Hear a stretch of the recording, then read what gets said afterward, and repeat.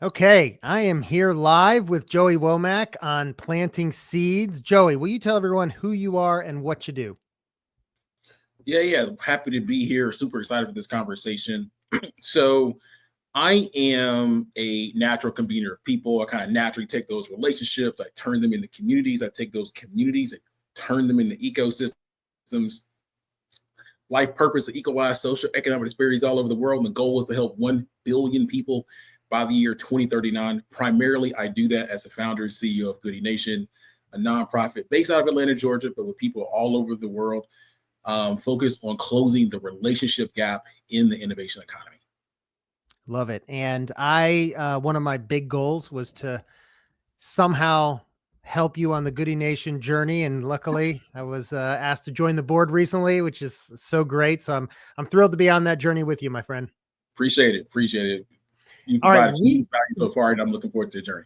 yeah, it's been great so far. So we are here actually though to talk about, both of us have given a TEDx talk. You gave yours a few years back. I just gave mine recently. And as we were, swapping stories and sharing experiences, I thought, you know what? I'd like to really dig in and learn more about your experience and share some of the things I went through. But also, I bet there's a lot of other people that would be interested. I've talked to several people who've always wanted to do one of these things. So that's the goal of this. And we'll just jump right in. So why don't we start with yours? So remind me, when did you do yours? And actually I'd say where, but I know where. So why don't you tell that? Yeah. I believe it was 2022, right? So, where's the, I'm getting old. There's a little more gray hairs right here. I feel like it was 2022, maybe it's 2021. Regardless, I know. So it was virtual, right? Yep. So it was not too much far in the pandemic, and so it was a few years ago. Yep. Got it. And your topic was around the relationship gap, right? Exactly. And can Exactly. you just, you sort of explain it in your opening, but that's really the nucleus of Goody Nation. So we just explain real quick what the relationship gap is in your mind. Yeah, so it is the lack of connection between a person in a particular community and the more influential people in said community. In the case of Goody Nation, we focused on the innovation economy. And so that has specific kind of ramifications if you aren't connected. But said super simple, and this was as it was in the TEDx talk, is you hear things like your network is your net worth. It's not what you know, it's who you know. So we kind of address that part of the equation. I love it. I love it. Okay. And my talk was just a couple, February 28th of 2025. Mine was not virtually, and we'll talk about the differences there. Mine was at an event, a venue rather, in Midtown. And my topic was on Dream Small. And this idea that too many people, I think, uh, are stifled by wanting to do good and not knowing where to get started and thinking they need to do something sort of big and grand. And instead, in my opinion, they can start by doing a small thing, maybe helping a person or doing something small with their skills. And so it's really about like, let's get started on using your skills to do good in the world. And that was the talk. What I think we learned is I think we both worked with Jackie Chu, right? Right. And Jackie really helped me get to the dream small concept. And I think maybe she did the same with you on relationship gap. Exactly. Yep. Yeah. She, she's amazing. Well, let me hop in here. So, I mean, Yeah. if I don't mind, right? Go So, for it. Yeah. watching, right? So Jackie Chu is amazing. I've known her for years. She's been a personal mentor of mine for, I don't know, 7, 8 years before, if not longer.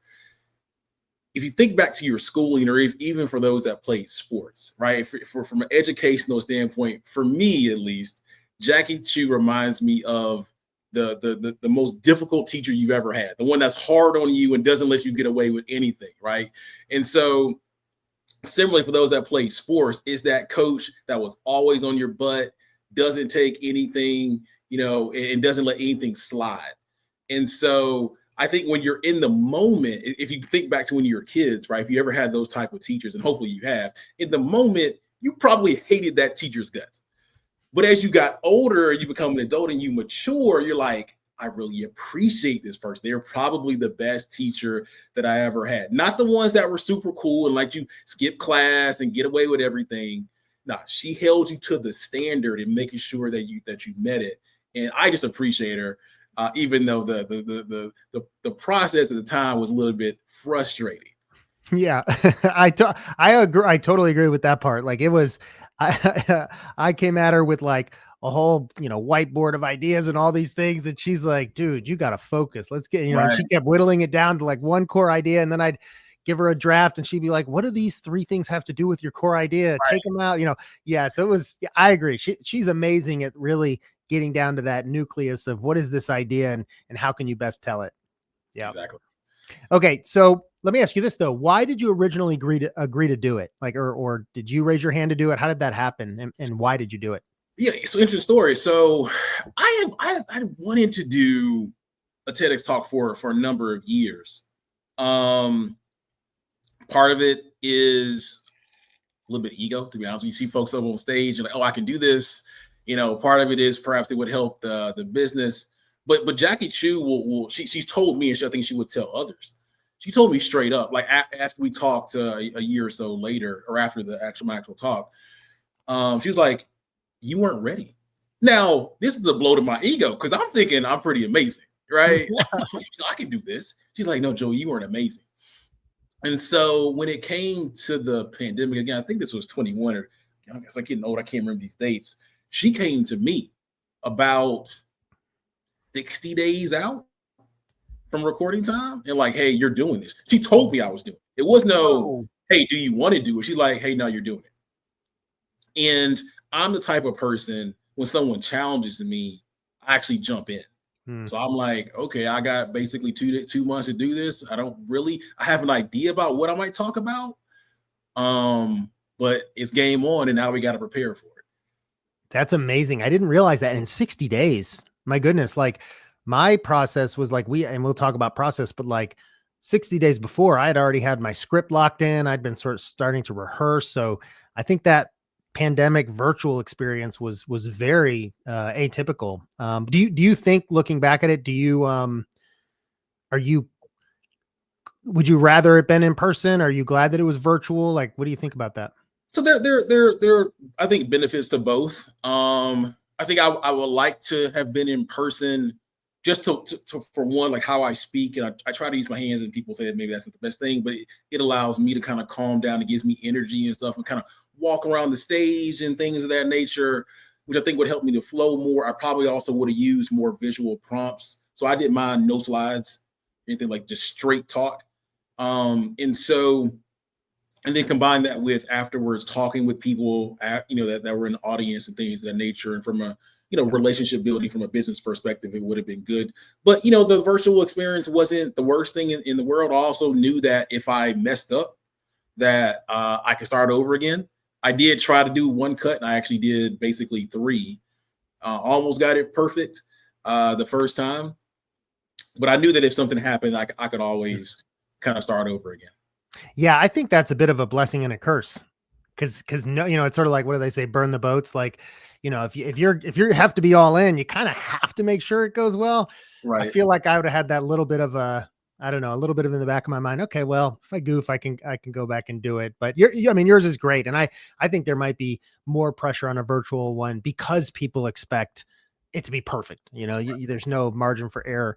I had been talking to Jackie for a few years about being on stage.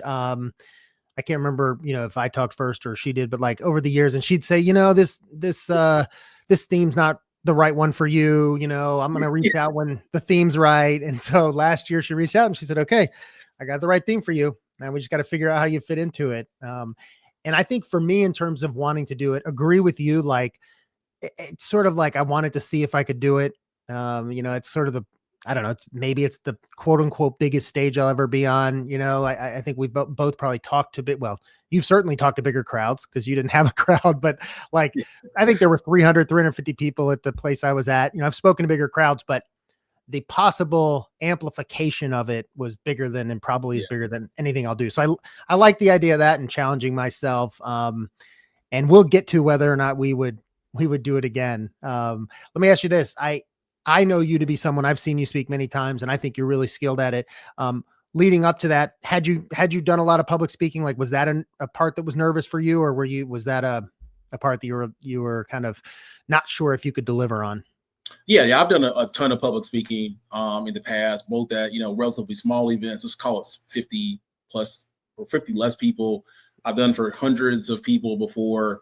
So it was skill. Now, one thing that I don't do a ton of, aside from being on panels, is just speak off the cuff. Yeah. Right. So if someone were to ask me to speak on the relationship gap, could I say a bunch of stuff for 5 minutes, maybe 10? Yes. Would it necessarily be as tight or coherent as what it could have been if I prepared? No. And I know people that can do that. Mm-hmm. So, for example, I remember when Jasmine Crowe, did her TED talk, and well, even before that, when she was preparing in the Goody Nation program to speak, like she's the one of the people I feel like if you just wake her up at 3 a.m. in the morning, she could deliver a TED talk, right? Yeah. I feel like someone like a Jay Bailey is something similar. And there are a few other folks around Atlanta in particular. I ain't one of those people. That is not me in any way, shape, or form. I love it. Well, Jay was the one I was thinking, like, holy smokes. I would pay to see Jay give a talk off the cuff for 45 minutes. He's incredible. I have seen Jasmine. She's fantastic. Okay. So as I think about the process, let's talk about this. Because I was talking to someone who did, I want to say it was like TEDx Augusta, just the other day. And they were like, talking about it, and they were like, yeah, it was tough and everything. And they said, yeah, well, of course I had a teleprompter. And I was like, whoa, you had a teleprompter? We had to. So how long was yours? And let's talk about the memorizing process of it. Yeah. So ours was 10 minutes. It had to be 10 minutes. And so my process after, Jackie, cut it up, and also the help of the coach as well, read it all out in a Google Doc, had word for word, right? And so you have to memorize it per Jackie. And also my understanding is every person that owns the license or produces it has their own way of doing things, right? And again, that's why I love Jackie's standard. And she was like, this has got to be super tight. And her thing is you have to memorize every single word, in my case, for 10 minutes. And so my process was I was going to practice it 100 times. 100 times. So what I did, I started with like the first sentence, memorize that. I would memorize it in the house. I would memorize it. Okay, I'm going to go to the bathroom and get in the mirror. I'm going to be walking around and all kind of stuff. I would just, if something came up, I would do it just like that and challenge. So I went from one sentence to the second sentence to the first paragraph. And then every time I did it, I would go all the way down. First paragraph, second paragraph, get the second paragraph, first, second, third, all the way through the end. And I had to do it 100 times. I had to complete it 100 times perfectly. Gosh, it is amazing how similar our processes were. So mine was 12 minutes. And I did the exact same thing. And mine was only a couple months ago. So I can literally right now picture where every line is on which page and where on the page. Like I can picture that. I did the exact same thing. I was like first sentence, then the first paragraph. And then to your point, like when it was time to practice the 12th paragraph, I did all 11 paragraphs leading up to it. So you're doing the first several paragraphs and a couple of pages over and over. And I swear to you, if I did it once, I did it 100 times, just like you, like driving. So there were times when I would look forward to a long drive because I'm like, all right, I can practice it 3 times on that drive. Or I'd go on walks with my kids and just tell them, like my kid heard this talk. I didn't let my wife hear it because she was coming to the event, but my kids heard it so many times. Yeah. I mean, I would do it while driving. I did it in front of my wife and called my parents and things of that nature, try to get them to poke holes. And how do you think about pacing? Did this really hit home for you and stuff like that? Also color coded parts of like the speech that kind of correlated to one another, make sure they kind of tied in well. Yeah. And I'll say this though, like a few things around this. And I'll talk about some of the what actually happened to me afterward. But you hear about like a lot of coaches, right? Coaches will say you don't practice until you get it right. You practice it until you no longer get it wrong. So that was my process or my thought process on it. But for me, all that memorization, I felt my brain started to expand within my skull. Like that's how mentally tired I was. And it felt like a sponge that could no longer hold any more water. That's literally what my brain felt like. And for about 3 months afterward, but especially the next 1 or 2 weeks, it's like I could not retain any more information. I could not remember anything. And it just took me a few months to kind of fully recover from it mentally. It's so funny you say that because like today is the 18th, I think, of March. And so again, I gave mine on February 28th. So it's been like 3 weeks. But just the other day I was driving and I was like, let me see if I could do this again. And I just did it word for word, like it's just in there. I'm waiting for it to sort of seep out and me to have some more brain space. Um, the so the day of, or the day you delivered it, you had a time slot, right? You went to a place, right, where they filmed it. Talk about that experience. Cool. Can I circle back though to the preparation process? Let's do it. Okay, so in addition to the memorization, so again, this is during the pandemic, and I don't know what happened or how I found out about it. Maybe I was doing some research online, but I found a Clubhouse room. Remember when Clubhouse was a thing? Yeah. So that's why I think it was 2021 when I did it. But I found a Clubhouse room of a bunch of TED speakers, not TEDx, but TED speakers talking about their experience and then, kind of tips and tricks and so on and so forth. And so I joined it. I'm excited. And I'm about to learn from some of you folks. This what's it? Is it Baratunde Thurston or something like that? Some Black comedian. I think that's his name, and a few other folks. I was severely disappointed. So here's the premise of these TED speakers, not TEDx. They basically let it be known that TEDx was the JV team to TED, the varsity team. Yeah. I was like, I can't believe this. I thought these people were a bunch of forward-thinking folks, and they would be all awesome and welcoming. They're like, no. Y'all the JV team. Until you get up on this big stage, you ain't made it. I was like, okay. And again, I'm a competitor. Yeah. So at that point, like I started to feel some type of way. Like, and then they did this thing where they allow people to come on stage essentially and talk about the premise of what they're going to be talking about. And so I listened to a few folks, and I'm excited to talk relationship gap and so on and so forth. I get up there and I quickly explain. I think I had the framework already. So I get in there and I give like the premise and a few sentences from the actual speech. Crickets. They're like, yeah. And they offer no feedback. And I got off stage and kept it moving. I was like, okay. So disappointing. Okay, this is how it's going to be. I'm like, all right, cool. You're going to see me. You're going to see what I'm going to do with this topic. And then I'm going to say something to you about it when I see you in person. Because I will at one point see you in some event, and I'm going to bring it up. But I love it. Yeah. So sorry to kind of take us off track, but I did want to bring up that point. No, it is good. Look, thanks for sharing that story. I haven't had a chance to speak to any TED talkers, so I don't know, but maybe we should just pause for 1 second. We probably should have done this at the beginning, but like there's TED and there's TEDx. And my understanding is, obviously TED was the original. They had these events, they had these great speakers. And then as they wanted to expand more, and get, for quite frankly, more diverse voices out there, they started looking at local markets, and they allowed, it seems like it's almost like a franchisee model where, a Jackie, for instance, and her organization are able to, under guidelines, produce a local TED conference. And the X, it stands for sort of the localness of it, right? The X factor or whatever they use it for. And so it is sort of, I could see how if you're big timer, you're like, oh yeah, you're the JV squad. But some fantastic ones have come out of TEDx, of course. So yeah.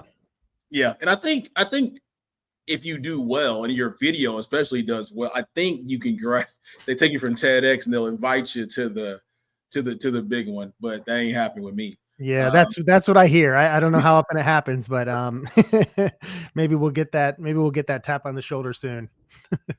Yeah. But day of, you're saying day of? Yeah. So day of, yep. Yeah. So for me, again, virtual environment. I was a little bit different. I did not go to the studio with the clothes that I actually wore. So I went in. I didn't want to mess anything up. I just wanted to be pristine and things of that nature. So I went in there.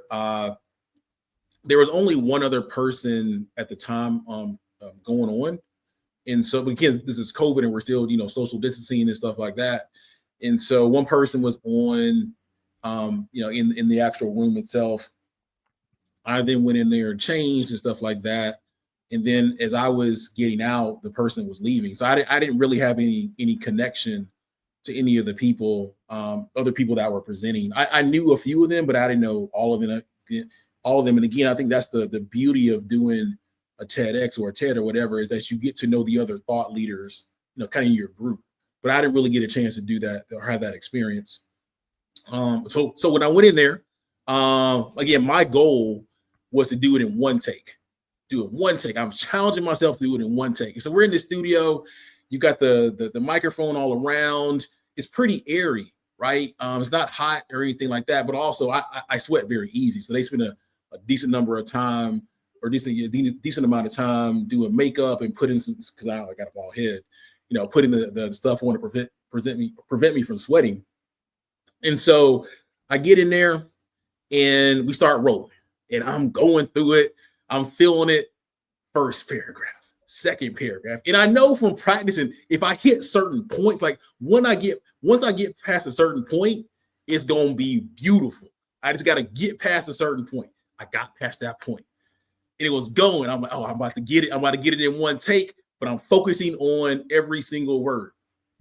And then, now the lights are up here. The lights are up here. It's not super hot, but it's getting hotter the closer I get. And I got about 2 minutes left, and I could feel a bead of sweat from my head start to drip down. So now I'm thinking, okay, please go to the side and don't roll down the middle of my face. But I'm trying to concentrate so I can get it in one take. And then I feel it started coming down my face like this. So now I'm getting even more nervous, which is causing even more sweat. Right? And I'm thinking, like, can they see it? I can make it through, but can they see the sweat? Right? And so it's coming down and it goes across my eye and nose and stuff like that. And at that point, I can no longer hold it in. I kind of messed up a little bit. And about 8 minutes and 20 seconds in is when we had to cut. Right? And so then they stopped. They kind of cleaned me up a little bit. I did it over again, but this time I couldn't get past that first point. So they had to start over again. And on the third take is when I got it. You went all the way through. They didn't like splice it or anything. You just did. Okay. Yeah, exactly. Got it. Exactly. Wow. Yeah, no. So when you didn't go ahead of time, like the day before or anything, and see the venue, you just got there and did it? Yeah, exactly. Okay. So my experience was, so ours was obviously at a live venue. And you probably didn't have this either.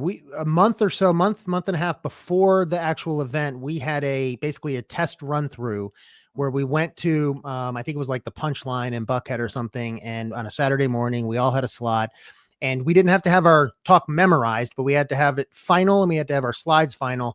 And so you could read it. And then there were like 6 or 7 mock audience members that would give you feedback. And then your coach was in the room.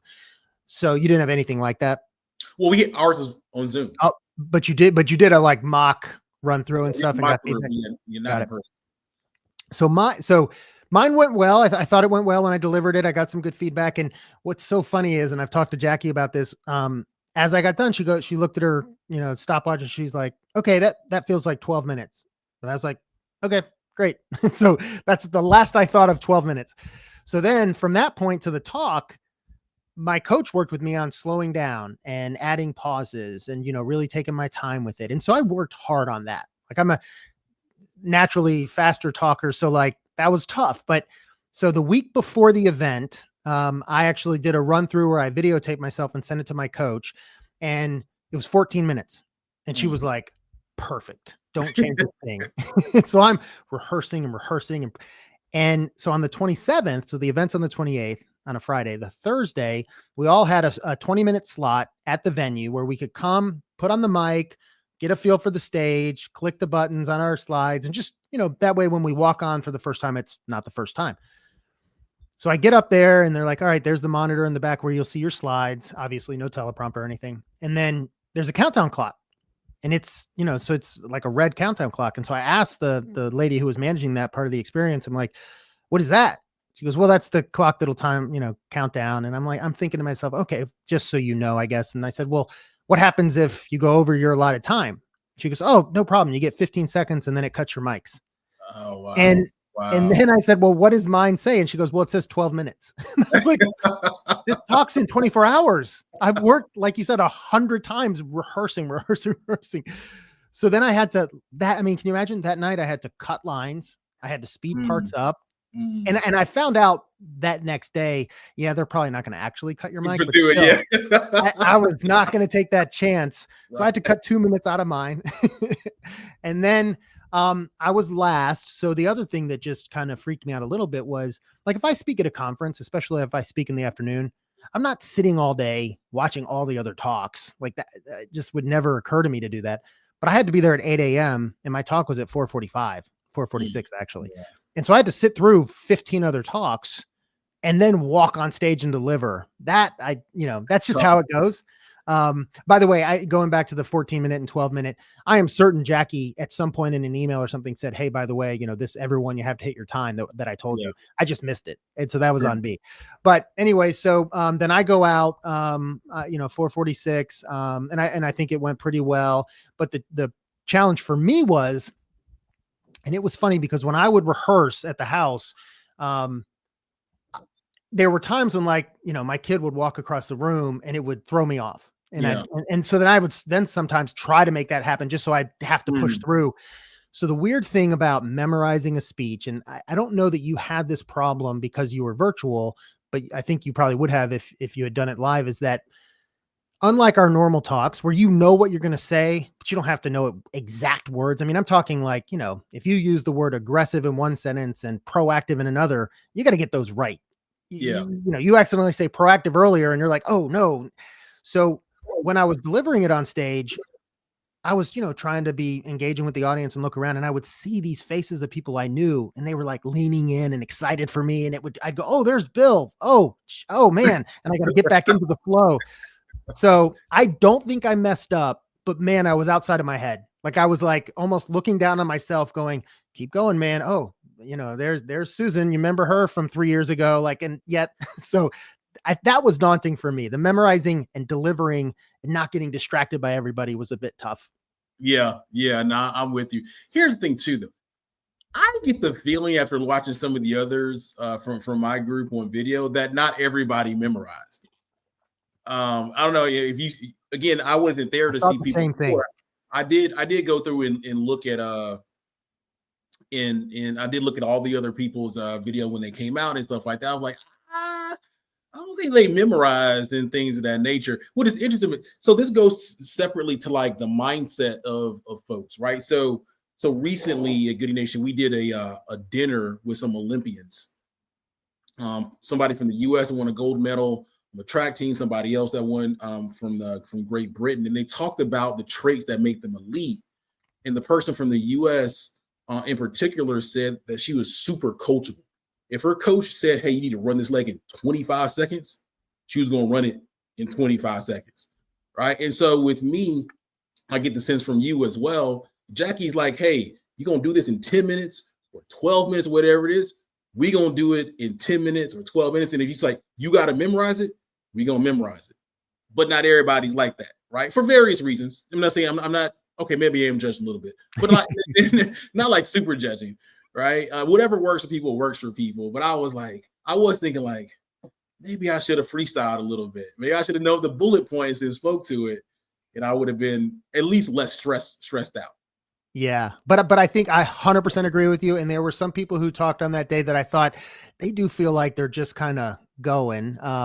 But I do think it probably was the best version of the speech I could have delivered. The Sure. only difference is like, for instance, in my talk, I talk about how I used to be like climb the mountain and reach for the star, telling my teams like, you got to dream big. And then you sort of juxtaposing that with, that was a mistake. Right. And there were people in the room that had experienced that from me. Like there were people that had worked for me 10 years before. So I probably would have said, some of you here know what I'm talking about, thrown Right. that in. Yeah. But I do think it probably, even though I was way more stressed about it or anxious about it because I had to memorize it, I do think it probably ended up better than what I would have done if I was a little more casual. I don't know if you think the same. Yeah, not definitely. I think things are pros and cons to it, especially if you're watching this on YouTube years later, you're not in the room and stuff like that. So it kind of just depends.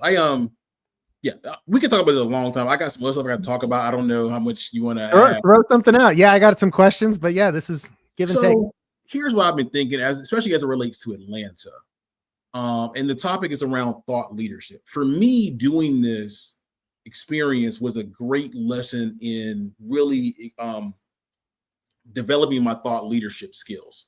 So, like you were, what I took from what you said earlier, I had some thoughts about what I wanted to say and how I wanted to lay it out. I thought it was the world's greatest speech.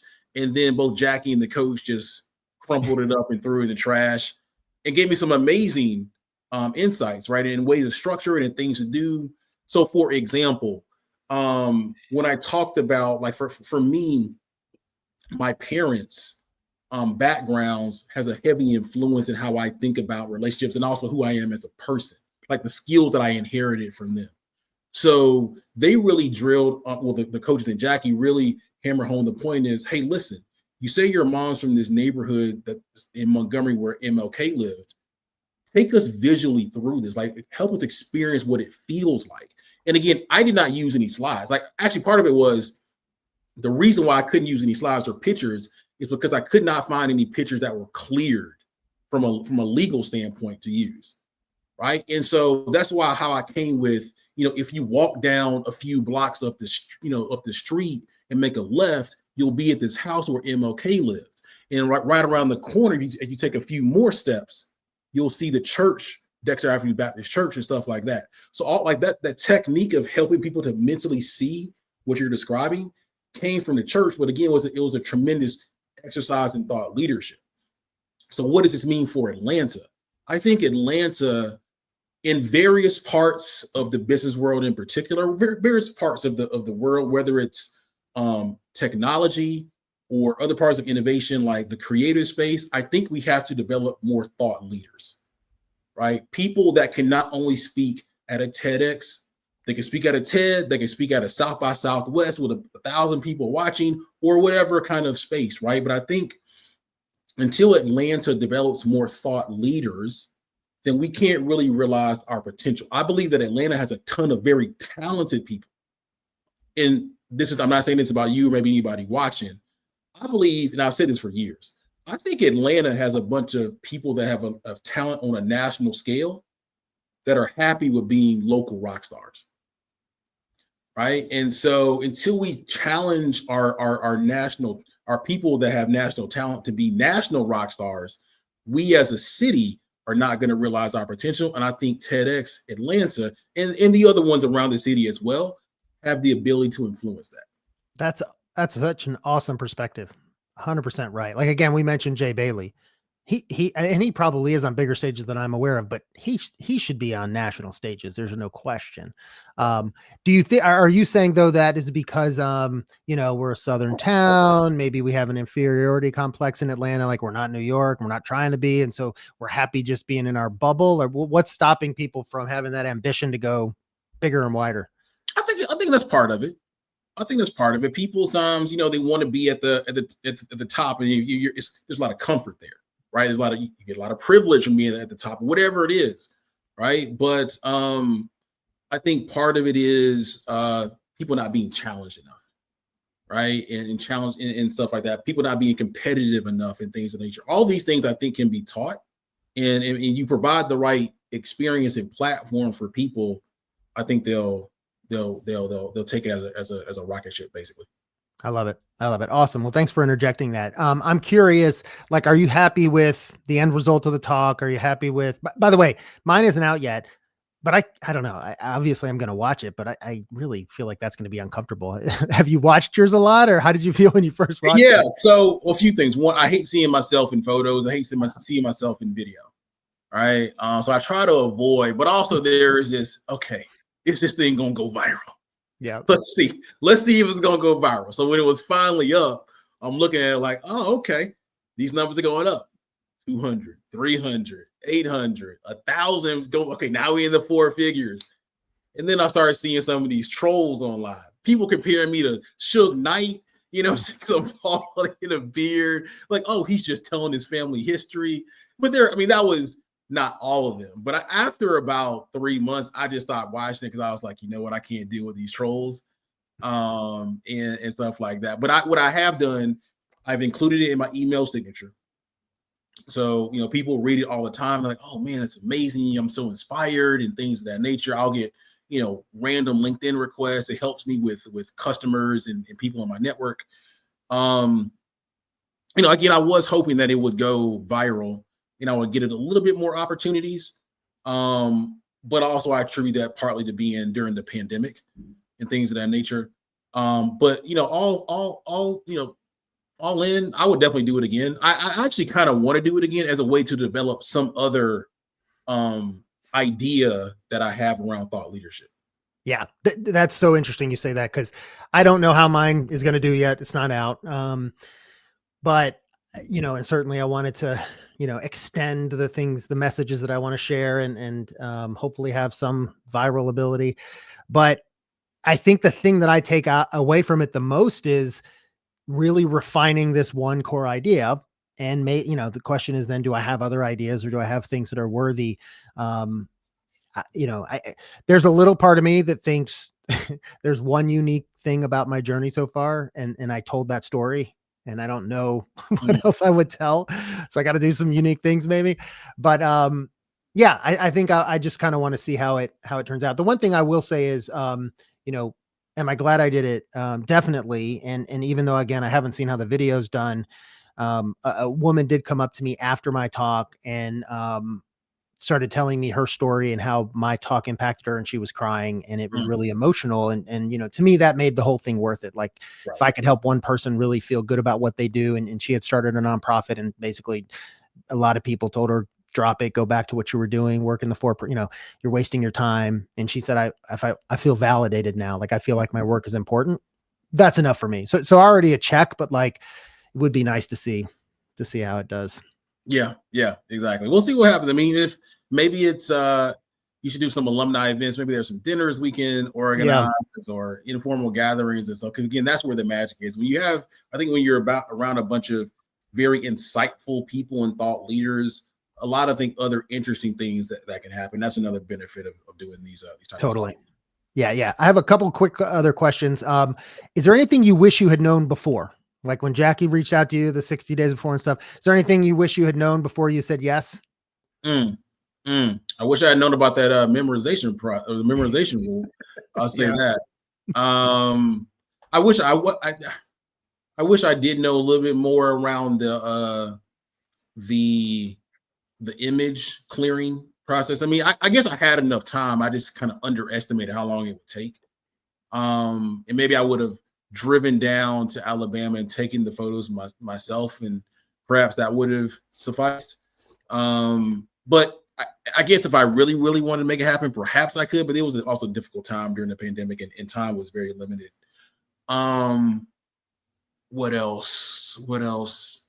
I'm probably leaving out something I said before. But I think that those were the big things for me. Yeah. And I guess here's a random question for you. Do you wish you had said, or that maybe, I don't know, I guess, do you wish you had said, wait, I'd rather wait till it's an in-person thing? Are you glad you went ahead and did it and did the virtual? I kind of go back and forth on this. Maybe I have a different answer every day that you ask me, or every time you ask me, right? Would I wish I have an in-person experience? Yes. But I do thinking back now, again, how I'm feeling literally today, I think that if I had to wait, instead of I want to wait a year or two whenever it's back in person, perhaps it wouldn't have happened for me. That's right. I think you got to take your shot, right? Yeah.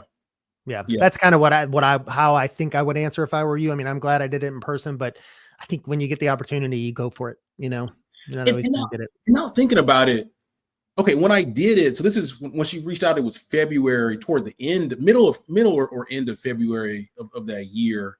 It was only that previous November when I came up with the idea around the relationship gap.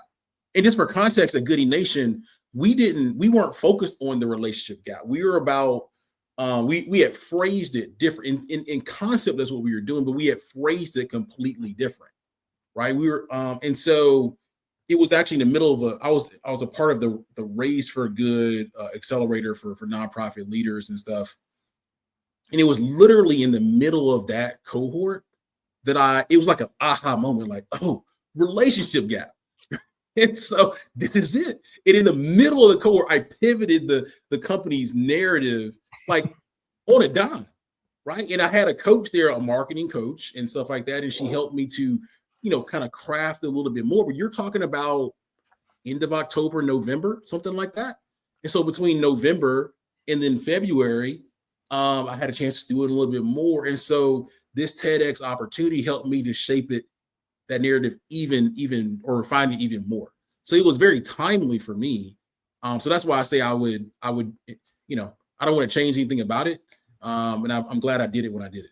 Yeah, I love that. I love that. I think that, that what's interesting is, comedians, for instance, they will, before they do their, annual big show, they've done it in small rooms and they've worked their way up and they've tried this material and they've honed it. Even I just finished, the book, King Life, 550 page book. It's fantastic about his life. I just finished it the other day.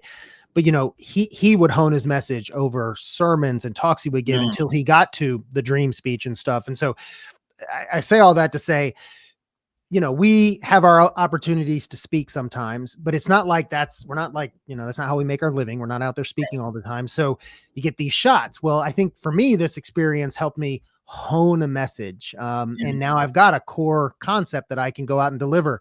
I like that. So I'm with you. Like that to me was, at least personally, the most impactful part of the process. Yeah. And now I think about it, and I'll stop here, is when, like I mentioned color coding earlier, like that's what that color coding was in real time, because I didn't have the chance to hone it up over several speeches and stuff like that. Because again, pandemic. Yeah, I was speaking on Zoom, but that was much different.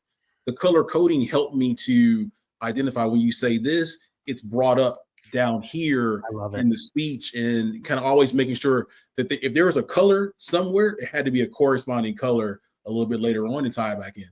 I so wish I had talked to you about, you came up with that on your own? Yeah, exactly. I literally was trying to do that and I didn't. I use color coding on my calendar. I did not do that. Same thing. Cause Jackie beat it into my head.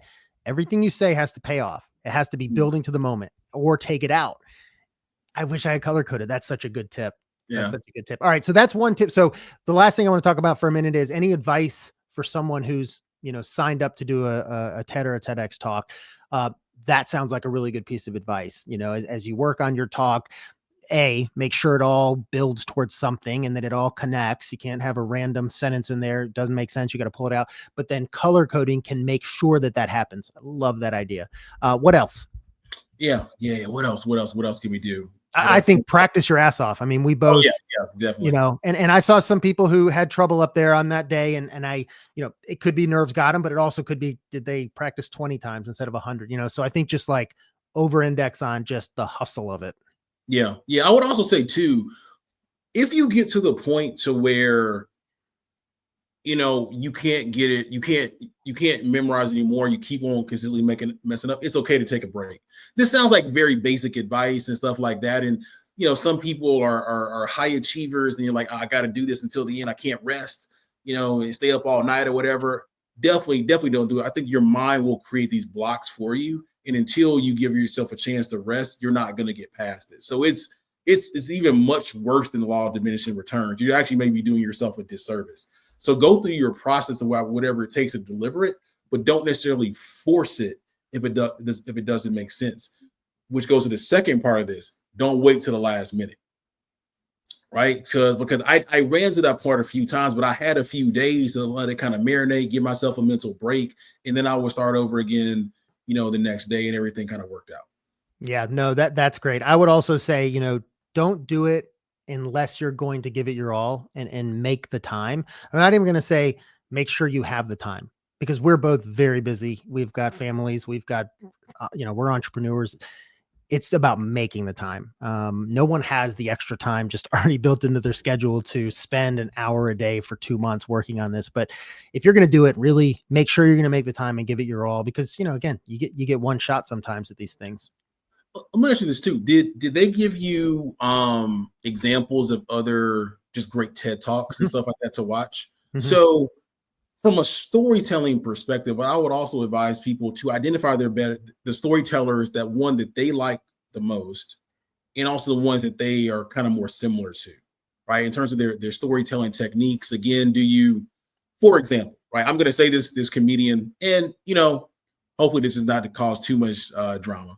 But if you think about current day Dave Chappelle in some of his current, or his, I think, special within like the last few years, it's been more of monologues, Mhm. right? Mhm. And so he may say something at the very beginning and then don't say it till the very end. Now, if that's your style of storytelling, cool, but you got to figure out how it works for you. So again, my big thing is, use all available resources, the Netflix of the world, obviously YouTube and other TED Talks, but try to identify your favorite storytellers.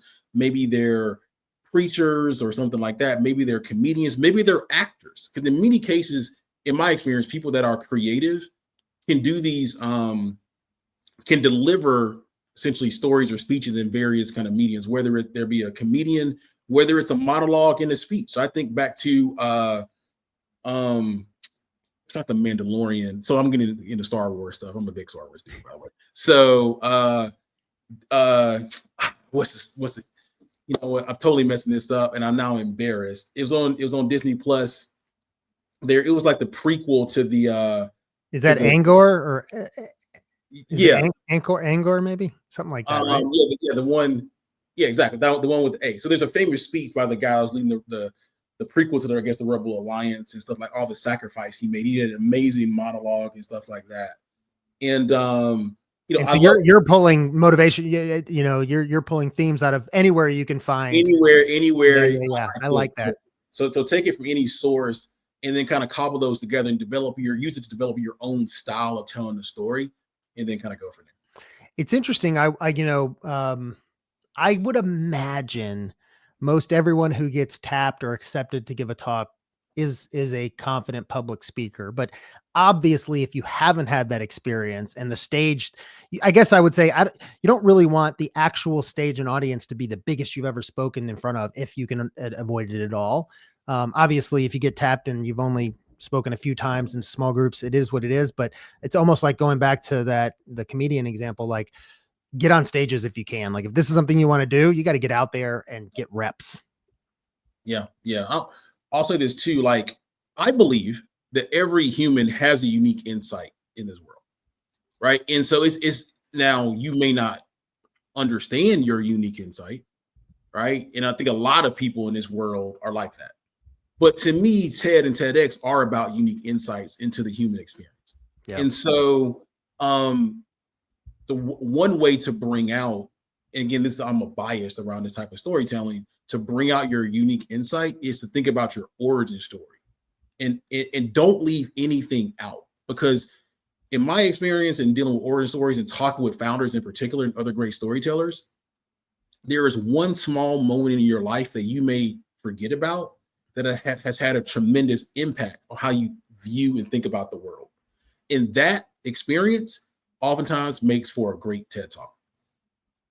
I love it. Then nailed it. All right. Unless do you have anything else on your list? Do we get everything? I can talk for hours. I know we ain't got that time. Maybe there's a part two we have to, but Yeah, maybe so.